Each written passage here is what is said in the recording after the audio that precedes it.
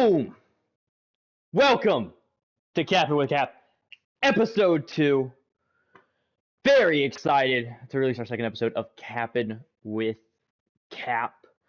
I don't really have any game recaps that I currently want to do. I do have maybe one game recap that I might do in the future, but as with Cappin With Cap is a more free-form thing. It's a good way for me to update y'all on what's going on in the world of It's Cap and what's going on and how we're fighting with Mutt and how we're dealing with all that stuff.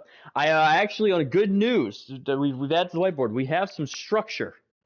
Some structure, I know, very good. So we have some structure today. So what we're going to do is we're going to do a weekend league recap.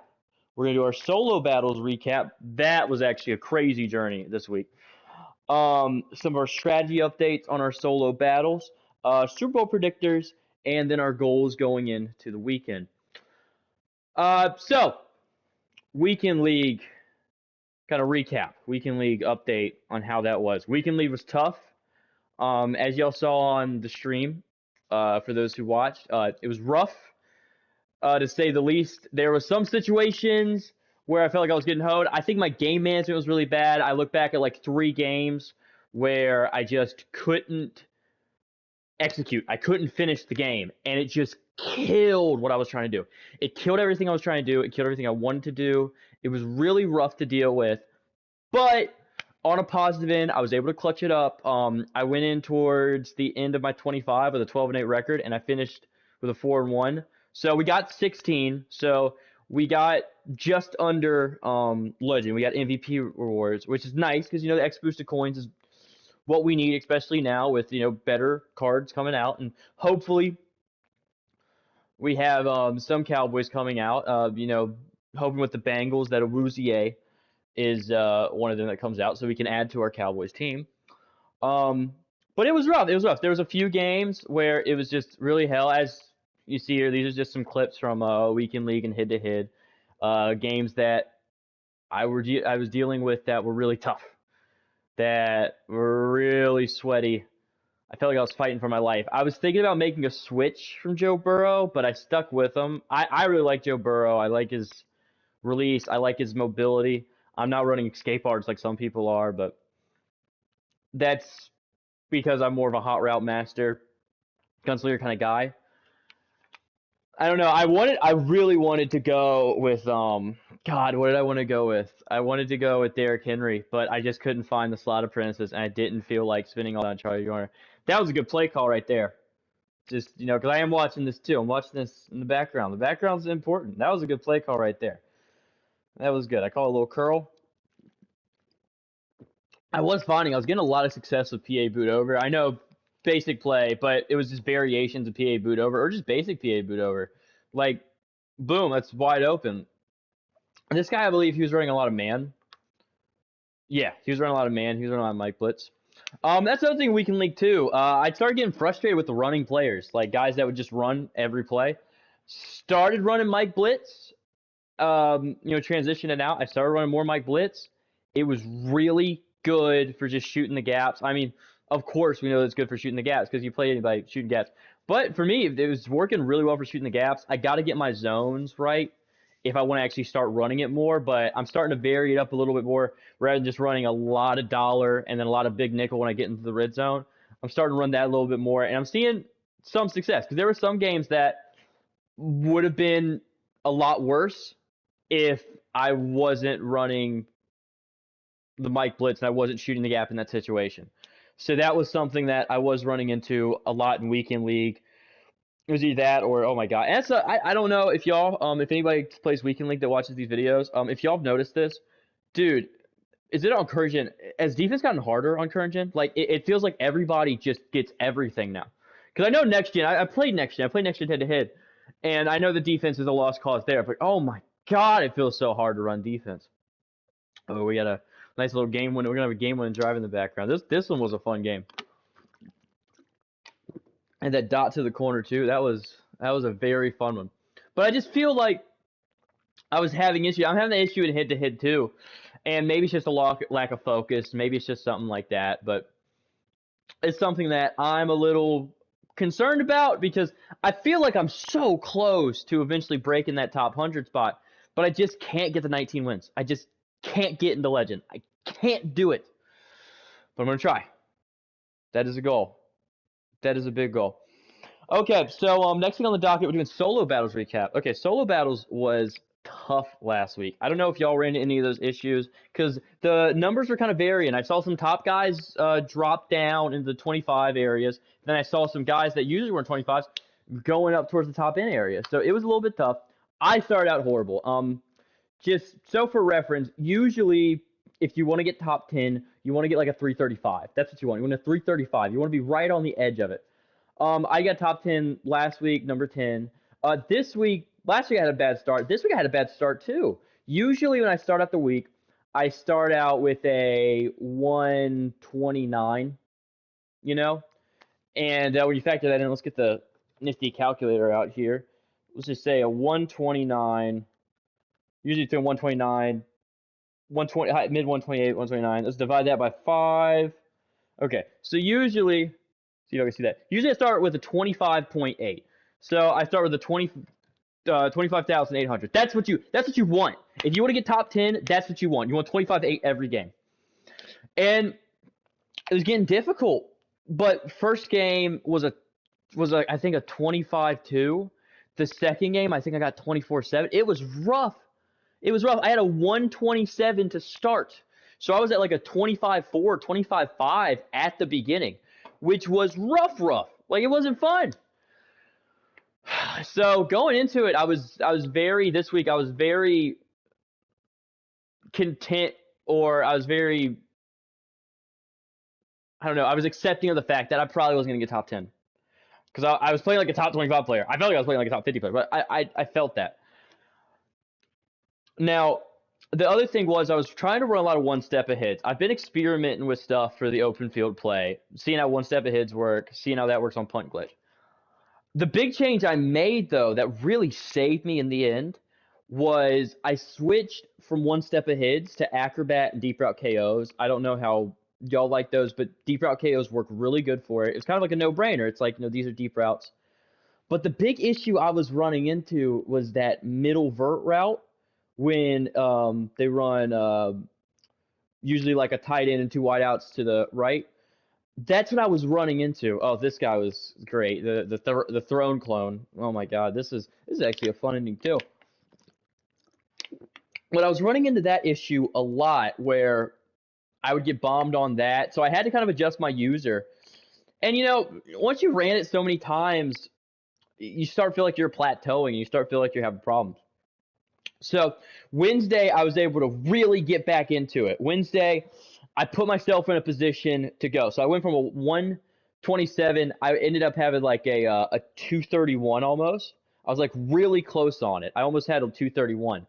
So I put myself in a position. I get 425, like 9s basically. Like I put myself back in the position to get to that top 10 position. And then we get to the final day.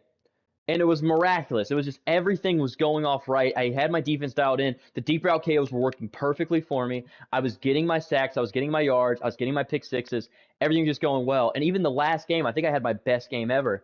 The last game against the Jaguars team, even though they had a really glitchy play call system where they were running middle slant out of the West Coast offense, which actually that's something I have been doing. I've been trying to catalog the different offenses and the different audibles they have for their verts package. So like the deep route packages, what they audible to.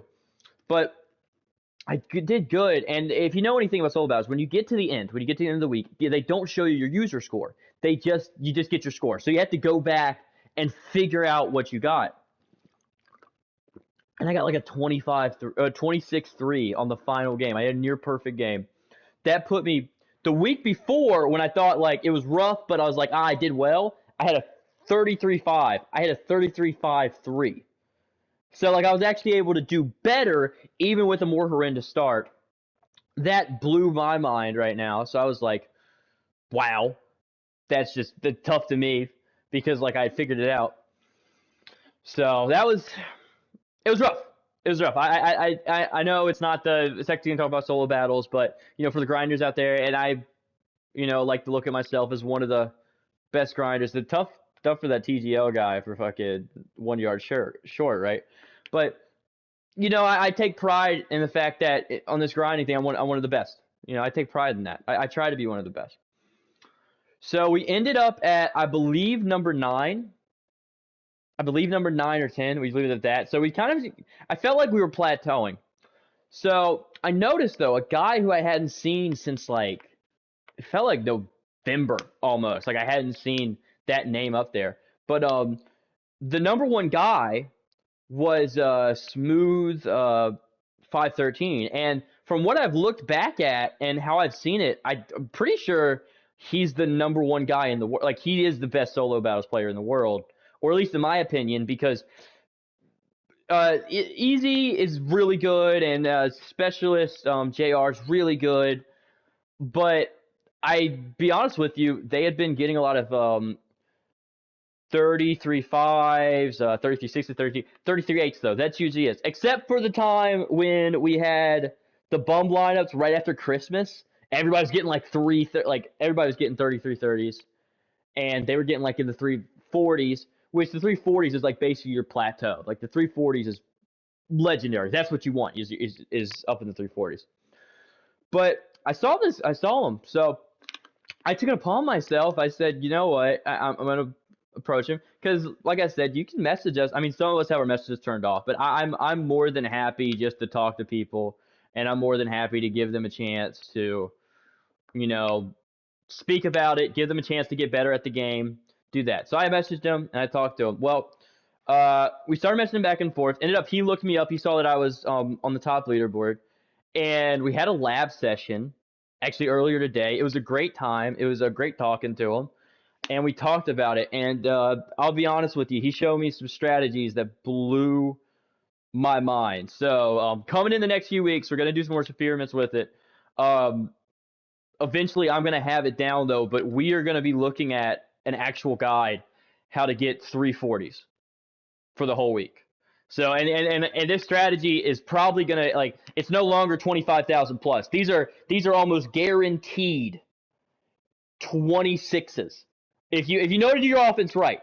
I'm gonna have to do an offensive tutorial, because my big thing was defense. Because I assume that a lot of people know how to run their offense already, but I do have to remember that people don't always know how to run their offense already. So you have to go a little bit more in depth with the offense. And this strategy, though, is going to it blew my mind. When he described it to me, it blew my mind, because I am pretty sure my goal is going to be towards the 340s for this. Because I've said it before, I want to be top 3. I want to get top 3, and eventually, I want to get top 1. I want to be number 1. But for right now, I want to be top 3. And to be top 3, pick Taylor Mays. Love him. To be top 3, I got to make this adjustment. And oh my God, this adjustment is just wild. It's a wild adjustment. One thing I want to do is, before I make the video, is play around. I want to find the perfect abilities. Because, he told me some abilities that were cracked. I thought that was really great. Some of the abilities, though, I don't know if they're going to be. I don't know if they're going to work for me. I don't know if they're going to work for everybody. Because the way my team is, I feel like I could try to find more abilities. I feel like I could do that. So we're going to see. We're going to play around with it. We're going to spend the next 2 weeks playing around with it. But on the positive note, I went from having one of the worst starts possible. I went from looking like a bum to getting back where I should be, which is the top 10. So that's one of the positives of the situation. Okay, what's next on the docket? I know. We're being former here. Cappin with Cap would be free form. It's episode 2. But I had some complaint. They wanted me to be a little bit more topic. So I'm on topic. I'm staying on topic. But I can complain about it. Ooh, that was a bad throw. That was bad. I shouldn't have thrown that. I probably got goaded into throwing that. I should have just fucking ran the ball out. There's no reason I should ever give that guy any fucking hope about anything. Oh God, I remember this guy. Okay, this guy was cracked. This is off topic. This guy was cracked. He had a 4 running back lineup. Like, he had a 4 running back lineup, and he just ran some of the fucking weirdest offense ever. And then he came into game chat and then had the audacity to criticize me for having Tony Pollard as my power back, which I get it. Tony Pollard's not a big guy, but Tony Pollard still has like a 95 trucking, I believe. Like Tony Pollard's cracked. Like he can play power back, which I don't even run a power back offense. Like, yeah, I like to do inside zones, but I like a shifty back because I like being shifty in the open field. Yeah, that guy was just this guy. I can slimy, limey. Who knows? But on the next round, okay, strat updates. So some of the strategies that I will say right now is to look for in solos for me that I've been looking for in solos. Just kind of an update on what it is. The big strat update is I'd say move to acrobats and deep route KOs on your guy, on your outside DBs. Move to that. Yeah, you can have bigger guys, put who you want there, but deep route KOs, acrobats. If they're a non-man-to-man archetype, it's going to be 5 AP total. If they are a man-to-man archetype, it's going to be 4 AP total. If you're running the same strategies, kind of like the same meta that we've been looking at, that's what I would say run. Because right now they're bombing over you. It's some ridiculous stuff. Also, if anybody's just watching this, good luck because there's a cracked Josh Allen card. He's gonna like the all Madden Josh Allen with gunslinger and escape artist is going to kill you. Like that's what it is. He's going to ruin your defense. I don't care how good of DVs you have. I don't care. He's going to ruin you. He's going to ruin your day. And the biggest key to solo battles is keeping those yards down. So you have to figure out a way to get rid of that. But that's mostly the strat updates that I've been seeing for that. Remember to always have your escape artist quarterbacks. For solos, if you have escape artist quarterback on head-to-head, you're one of my least favorite people. So, but for solos, we're all good. We're all friends. The other strategy update is I've seen bad reviews, but I still want to try it. I'm gonna try to get some Christian McCoy gameplay towards the end of the week because I want to take him in a weekend league. I want to run the ball a little bit more, but this is what I'm thinking. Lineup of we got our normal back in Tony Pollard. We love Tony Pollard. Great guy. We're gonna have Debo. Debo is he's my guy when it comes to receiving. I love him. I love how he plays. He's my guy. And then imagine Dot. Oh wow. Ooh. And then but imagine Christian Okoye running out there and putting his head through somebody's chest. Imagine that. Wouldn't that be beautiful? I think it would be amazing. I think it would be just spectacular. I think not only would it be spectacular, I think that's a dot. Oh, dang it. That corner route dot's so pretty. Oh boy. It's so good. But I think that'd be spectacular. Christian Okoye card. Big, moves well, does what you need him to do. It's that, this is another kind of crack thing. Yep, go to Dion, boom. I remember this game I was just going. But I want to try to run a 3 running back system, even though I do like run my passing plays. Another strategy update, I will say, just for the casuals out there. I've been getting a lot of success over I've been getting a lot of success setting up some of my plays. Now, obviously, I can't run like the throw tour or do anything like that, but I have been getting a lot of success like beating cover 2 with some motion, like the motion out of PA boot over. That's what I've been doing a lot, and I said killing cover 2 if they don't have that. So that's about it, though. The big strategy update is I would say if you're running solo battles, especially solo battles, deep route KOs and acrobats are the way to go on your outside guys. And then I would say you could go acros on your other guys. I would just go pick artists because the big thing about solo battles is getting that return touchdown. You want those interception return touchdowns. That's what you really want. That's big for you. Yeah, yeah. What I'm doing now, I started out. I'm number one right now. I started with a 130, a 130 800. So like I've started out really well.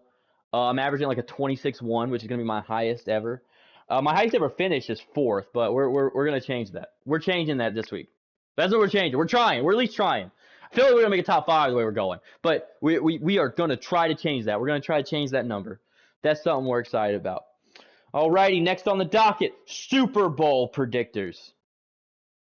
I know the Madden fans are excited for that. I'm excited for Super Bowl predictors too. Um, I actually get a solid amount of predictors, over 20 predictors. I think it's like 20, maybe over 30. But I had 20 predictors. I put my predictors. I went heavy on like the weird bets. I mean, obviously everybody should hammer Joe Burrow 275 yards. He tends to do that. He tends to have games even when he doesn't throw a lot of touchdowns. He tends to throw for a lot of yards. Um, Another reason that you should actually like that is because the way that the Bengals play, they aren't as much of a run first offense. They use the pass to open up the run. So that's something to really hit with, especially those West Coast teams. You want that. You want to roll with that. That's something that you want to hit. The other thing I would say hit just for fun. I mean, the best value predictor, in my opinion, is Jamar Chase MVP. Let's think about it.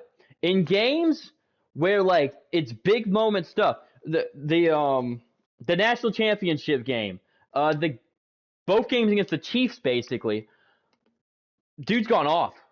I mean, I think in the national championship game, he had almost over 200 yards against AJ Terrell, one of the best DBs in pro football now, and against arguably the best defense of the second half of the season, the Chiefs, he blew them up for the rookie record.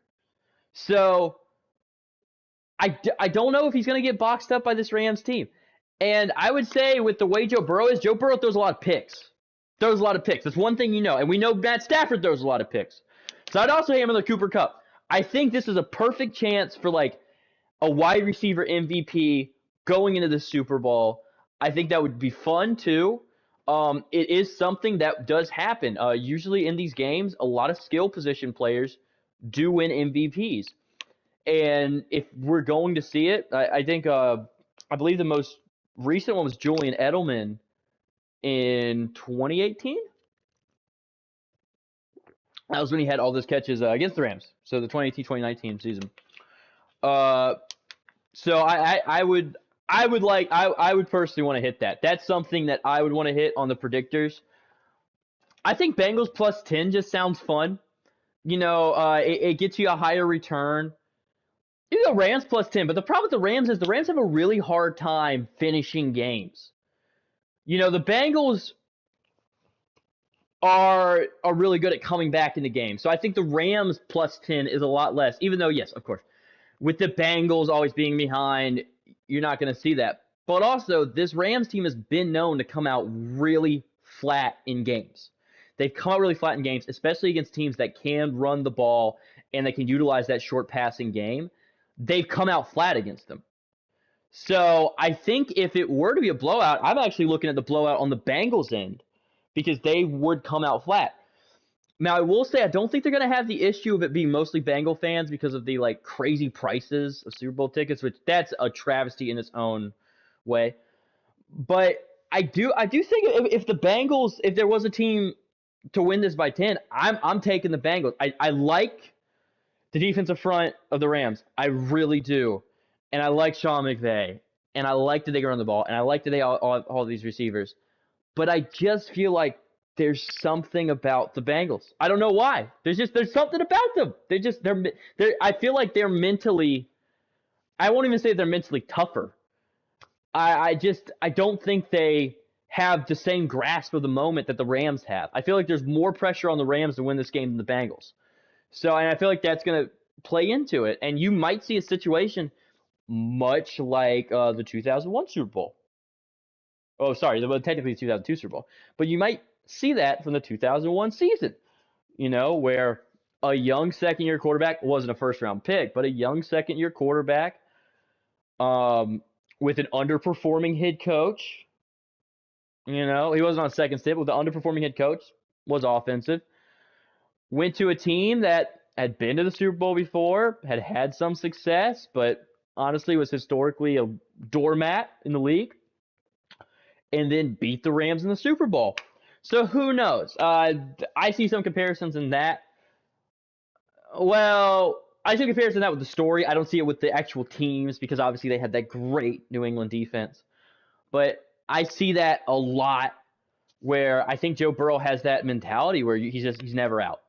He's never out. And we all love Matt Stafford, but I don't think Matt Stafford has that same mentality. I think Matt Stafford could lose it. Matt Stafford has more likeliness to lose it. But the nice thing is Matt Stafford's backed up by that great Rams defense.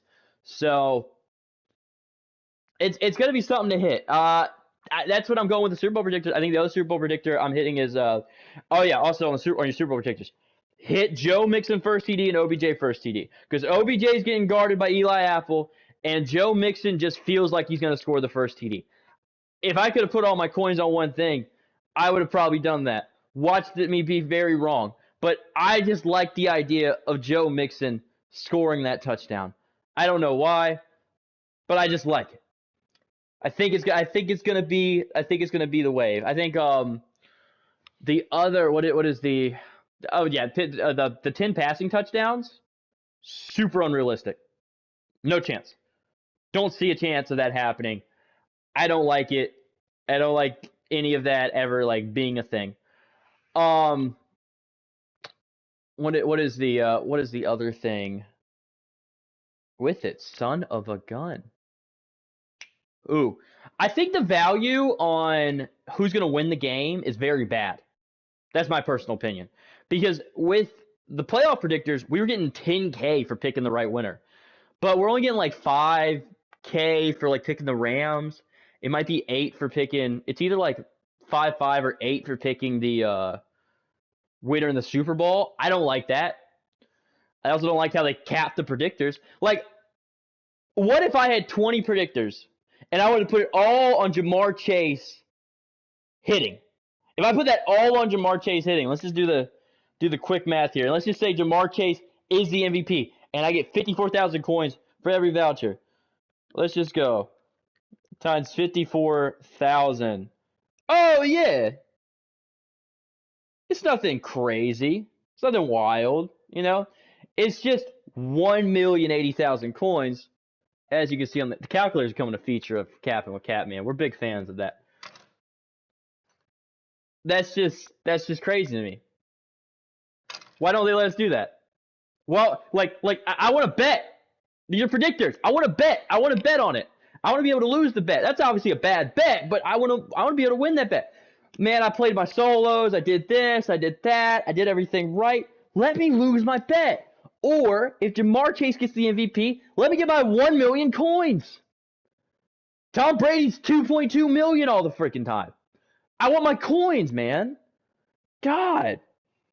On coin trading sites, that's like what is that? That's all. That's like I don't even know what the exchange rates are now. I don't know what the exchange rates are now, but that's like over $50. Like that's a lot of coins. That's a lot of coins. I want those coins. I want a chance to fail on that. So that's what I'm hitting right now with the predictors.